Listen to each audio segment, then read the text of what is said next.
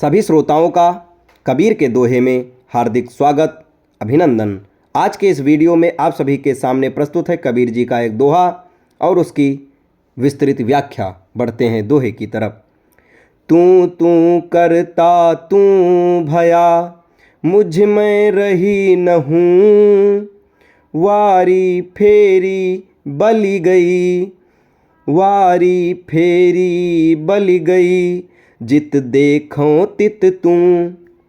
तू तू करता तू भया। जब तुम निरंतर उस विराट को पुकारते हो तो शुरू में तुम और वह दो होते हैं, एक पुकारने वाला, एक जिसे पुकारा जा रहा है। यही द्वैत की दूरी है। लेकिन पुकार जब प्राणों के केंद्र से उठती है तो एक अनूठा रूपांतरण घटता है।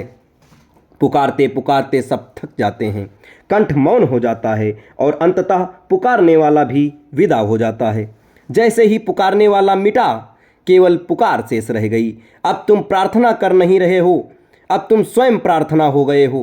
प्रार्थना मांग नहीं, प्रार्थना मिटने की एक अवधि है।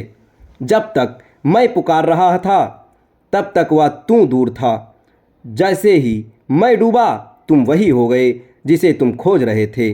पुकार ही पुकारने वाला बन गया। मुझ में रही न हूँ। प्रेम वह संकरी गली है जिससे अहंकार व प्रेम दोनों नहीं समा सकते।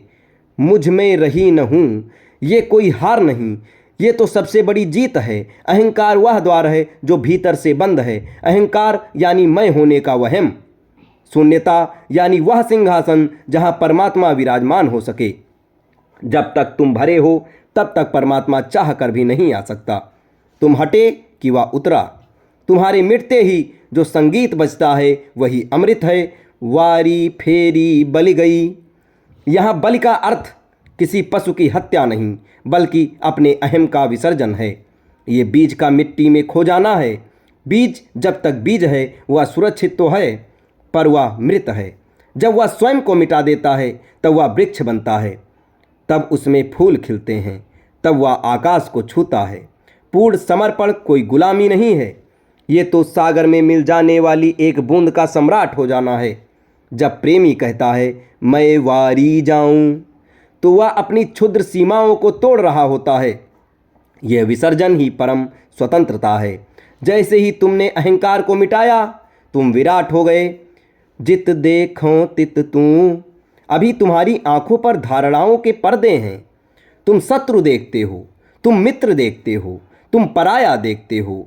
लेकिन कबीर साहब कहते हैं जब मैं का चश्मा उतरा तो दृष्टि ही बदल गई। अब सारा अस्तित्व एक दर्पण है, अब कोई दूसरा बचा ही नहीं।